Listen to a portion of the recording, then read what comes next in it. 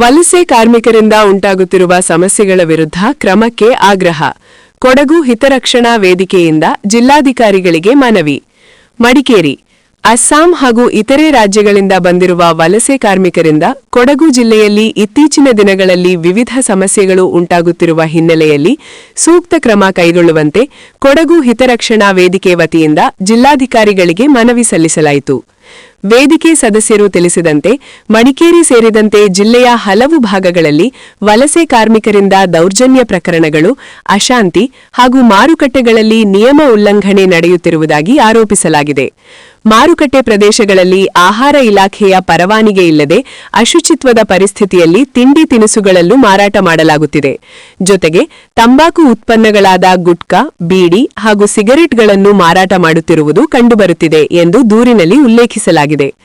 ಕೆಲ ಗ್ರಾಮೀಣ ಪ್ರದೇಶಗಳಲ್ಲಿ ಸಂಜೆ ವೇಳೆಯಲ್ಲಿ ಮದ್ಯಪಾನ ಮಾಡಿ ಸ್ಥಳೀಯರಿಗೆ ತೊಂದರೆ ಉಂಟುಮಾಡುತ್ತಿರುವ ಘಟನೆಗಳು ಕೂಡ ಕಂಡುಬರುತ್ತಿವೆ. ಕೆಲವರು ಅಪರಾಧ ಪ್ರಕರಣಗಳಲ್ಲಿಯೂ ಭಾಗಿಯಾಗಿರುವ ಶಂಕೆ ವ್ಯಕ್ತವಾಗಿದ್ದು, ಇದರಿಂದ ಮುಂದಿನ ದಿನಗಳಲ್ಲಿ ಜಿಲ್ಲೆಯ ಶಾಂತಿ ಹಾಗೂ ಭದ್ರತೆಗೆ ಅಪಾಯ ಉಂಟಾಗುವ ಸಾಧ್ಯತೆಯಿದೆ ಎಂದು ವೇದಿಕೆ ತಿಳಿಸಿದೆ. ಇತ್ತೀಚೆಗೆ ಸ್ಥಳೀಯ ವಾಹನ ಚಾಲಕನ ಮೇಲೆ ನಡೆದ ಹಲ್ಲೆ ಘಟನೆಯನ್ನು ಖಂಡಿಸಿ ವಲಸೆ ಕಾರ್ಮಿಕರ ಮೂಲ ದಾಖಲೆಗಳನ್ನು ಪರಿಶೀಲಿಸಿ ಕಾನೂನುಬದ್ಧ ಕ್ರಮ ಕೈಗೊಳ್ಳುವಂತೆ ಜಿಲ್ಲಾಧಿಕಾರಿ ಹಾಗೂ ಕೊಡಗು ಜಿಲ್ಲಾ ಕಾರ್ಮಿಕ ಅಧಿಕಾರಿಗಳಿಗೆ ಮನವಿ ಸಲ್ಲಿಸಲಾಯಿತು.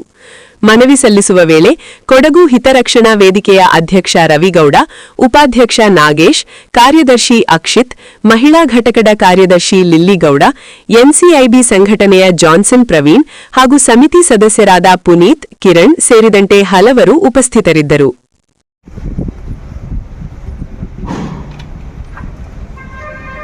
ಈಗಾಗಲೇ ಕೊಡಗು ಜಿಲ್ಲೆಗೆ ಅಸ್ಸಾಂ ಮತ್ತು ಇನ್ನಿತರ ಮೂಲದ ಕಾರ್ಮಿಕರು ಆಗಮಿಸಿದ್ದಾರೆ. ತೋಟ ಮತ್ತು ಕಟ್ಟಡ ಕಾರ್ಮಿಕರಾಗಿ ಕೊಡಗು ಜಿಲ್ಲೆಯಲ್ಲಿ ಕಾರ್ಯನಿರ್ವಹಿಸ್ತಾ ಇದ್ದಾರೆ. ಈಗಾಗಲೇ ಕೆಲವು ದಿನದಿಂದ ಏನು ಮಡಿಕೇರಿ ನಗರದ ಗಾಳಿಬೀಡು ಬಳಿ ಒಂದು ಆಟೋ ಚಾಲಕನಿಗೆ ಹಲ್ಲೆ ಪ್ರಯತ್ನ ಕೂಡ ಮಾಡಿದರು. ಮತ್ತು ಮೊನ್ನೆ ದಿನ ಎಲ್ಲ ಸಾಮಾಜಿಕ ಜಾಲತಾಣದಲ್ಲಿ ನೋಡಿರ್ಬೋದು, ಏನು ಮಡಿಕೇರಿ ಮಾರುಕಟ್ಟೆಯಲ್ಲಿ ಏನು ನಿಷೇಧಿತ ಗುಟ್ಕಾ ಪದಾರ್ಥ, ಬೀಡಿ, ಸಿಗರೆಟ್, ತಂಬಾಕು ಇದನ್ನು ಮಾರಾಟ ಮಾಡ್ತಿದ್ರು. ಮತ್ತು ಅದೇ ರೀತಿ ಏನು ಇದು ಫುಡ್ ಅಥಾರಿಟಿಯಿಂದ ಯಾವುದೇ ಪರವಾನಗಿ ಪಡೆಯದೆ ಗುಲಾಬ್ ಜಾಮೂನ್ ಮತ್ತು ರಸಗುಲ್ಲಾ ರೀತಿಯ ಇನ್ನೂ ಯಾವುದೆಲ್ಲ ಪದಾರ್ಥಗಳನ್ನ ಮಾರಾಟ ಮಾಡ್ತಿದ್ರು. ಇದರ ಬಗ್ಗೆ ನಾವು ಕೂಡ ಅದನ್ನು ತಡೆದು ಮತ್ತು ನಮ್ಮ ಮಾಧ್ಯಮದವರು ಜಾನ್ಸನ್ ಪ್ರೈಮ್ನವರಿಗೂ ಕೂಡ ಅದನ್ನು ಮಾಧ್ಯಮದ ಮುಖಾಂತರ ಗಮನಕ್ಕೆ ತಂದಿದ್ದಾರೆ. ಈಗ ಮಡಿಕೇರಿ ನಗರಸಭೆ ಆಗಿರ್ಬೋದು, ಜಿಲ್ಲಾಡಳಿತ ಆಗಿರ್ಬೋದು, ಈ ರೀತಿ ಎಲ್ಲೆಂದರಲ್ಲಿ ಯಾವುದು ಪರ್ಮಿಷನ್ ಇಲ್ಲದೆ ಅಸ್ಸಾಂ ಮೂಲ ಮತ್ತು ಇನ್ನಿತರ ಕಾರ್ಮಿಕರು ಮತ್ತು ಬೇರೆ ಹೊರ ರಾಜ್ಯದವರು ಯಾವುದೇ ಪರ್ಮಿಷನ್ ಪಡೆಯದ ಏನು ಫುಡ್ ಅಥಾರಿಟಿಯಿಂದ ಪರ್ಮಿಷನ್ ಪಡೆದ ಈ ಆಹಾರ ಪದಾರ್ಥಗಳನ್ನು ಮಾರಾಟ ಮಾಡ್ತಿದ್ದಾರೆ. ಇದರಿಂದ ಇಲ್ಲಿಯ ಸ್ಥಳೀಯ ಜನರಿಗಾಗಿರ್ಬೋದು, ಬೇರೆಯವರಿಗಾಗಿರ್ಬೋದು ಏನಾರು ಹೆಚ್ಚು ಕಮ್ಮಿ ಆದರೆ ಯಾರು ಜವಾಬ್ದಾರಿ ತೆಗೊಳ್ತಾರೆ ಅಂತೇಳಿ ಒಂದು ಯಕ್ಷಪ್ರಶ್ನೆ ಆಗಿದೆ.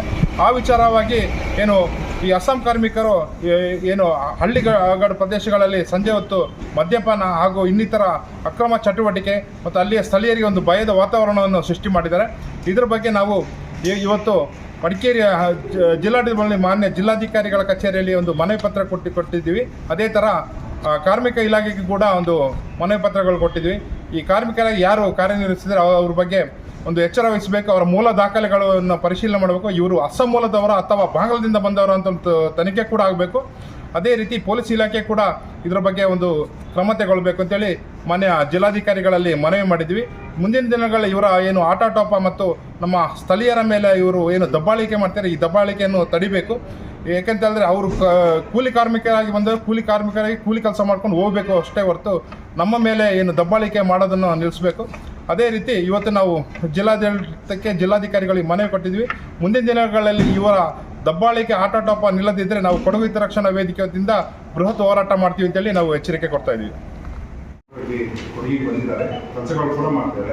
ಆದರೆ ಏನಂತಂದರೆ ಅವ್ರದ್ದು ದಬ್ಬಾಳಿಕೆಗಳು ಮೊನ್ನೆ ದಿನ ಒಂದು ಆಟೋ ಚಾಲಕರ ಮೇಲೆ ಹಲ್ಲಿಗೆ ಪ್ರಯತ್ನ ಮಾಡಿದ್ದಾರೆ. ಅದೇ ಥರ ಬೇರೆ ಬೇರೆ ಅವ್ಯವಹಾರಗಳು ಕೂಡ ಆಗ್ತವೆ. ಅದೇ ಥರ ಈಗ ಏನಂತಂದರೆ ಅವ್ರು ಕಾರ್ಮಿಕರಾಗಿ ಕೊಡಗಿಗೆ ಬಂದಿರೋರು ಅವ್ರೀಗ ಕೆಲವು ಭಾಗದಲ್ಲಿ ವ್ಯಾಪಾರಕ್ಕೂ ಕೂಡ ಹೇಳ್ತಿದ್ದಾರೆ. ಅದರಿಂದ ನಮ್ಮ ಸ್ಥಳೀಯರಿಗೆ ತೊಂದರೆ ಆಗ್ತಾ ಉಂಟು. ಮತ್ತು ಅವರು ತೋಟಗಳಲ್ಲಿ ಮತ್ತು ಕಟ್ಟಡ ಕಾರ್ಮಿಕರಿಗೆ ಕಾರ್ಯನಿರ್ವಹಿಸ್ತಾರೆ. ಅವರು ಅಸ್ಸಾಂನೇ ಅಂತ ಹೇಳೋದು ಐಡೆಂಟಿಫೈಗಳು ಆಗಬೇಕು. ಅದರಿಂದ ತಮ್ಮ ಗಮನಕ್ಕೆ ತರ್ತೀವಿ. ಈಶ್ವರ ಹೋಗಿದ್ದು ಅವ್ರು ಇಲ್ಲ ಅಲ್ಲಿ ತಮ್ಮ ಗಮನಕ್ಕೆ ತರ್ತೀವಿ. ಏನು ಕಾರ್ಮಿಕ ಇಲಾಖೆಯಿಂದ ಅವರು ಏನು ಅಸ್ಸಾಂ ಮೂಲದವರ ಇಲ್ಲ ಹೊರಗಿನ ಭಾಗದಿಂದ ಬಂದಿದ್ದಾರ ಅಂತ ಹೇಳೋದು ಐಡೆಂಟಿಫೈ ಆಗಬೇಕು. ಅವ್ರ ಮೂಲ ದಾಖಲೆಗಳನ್ನು ಪರಿಶೀಲನೆ ಮಾಡಬೇಕು. ಅದು ಮತ್ತೆ ಈಗ ಕೆಲವು ಮಾರುಕಟ್ಟೆಗಳಲ್ಲಿ ಅವರು ಏನಂತ ಹೇಳಿದ್ರೆ ಗುಟ್ಕಾದಂಥ ವಸ್ತುಗಳನ್ನು ಕೂಡ ಮಾಡ್ತಾರೆ. ಮೊನ್ನೆ ತಾವು ಸೋಷಿಯಲ್ ಮೀಡಿಯಾದಲ್ಲಿ ನೋಡಿರ್ಬೇಕು, ಸೋಷಿಯಲ್ ಮೀಡಿಯಾ ಕೂಡ ಬಂದಿದೆ. ಮತ್ತೆ ಅವರು ಒಂದು ರಸಗುಲ್ಲ ಜಾಮೂನ್ ಥರ ಮಾಡ್ತಾರೆ, ಅದು ಮಡಿಕೇರಿ ಮಾರ್ಕೆಟ್ ಮಾಡ್ತಾರೆ. ಮತ್ತೆ ನಾಪಕ್ಲು ಮಾದಾಪುರ ಮಾರ್ಕೆಟ್ ಎಲ್ಲ ಮಾಡ್ತಿದ್ದಾರೆ ಮೇಡಮ್. ಅಂತ ಅದೇನು ಗುಲಾಬ್ ಜಾಮೂನ್ ಮತ್ತು ರಸಗುಲ್ಲ ವಿಲೇಜ್ಗಳಲ್ಲಿ ಅವರಿಂದ ಸ್ವಲ್ಪ ಏನು ಅಲ್ಲಿ ವಿಲೇಜ್ ಅವರಿಗೆ ಸಂಜೆ ಹೊತ್ತು ಕುಡಿದು ಗಲಾಟೆ ಮಾಡೋದೆಲ್ಲ ಆಗ್ತಾ ಉಂಟು. ತಮ್ಮ ಗಮನ ತರ್ತೀನಿ. ಯಾಕೆಂತಂದ್ರೆ ಅವರು ಯಾರು ಗುಡ್ಡಿದಾರ ಬಳಿ ಇರ್ಬೋದು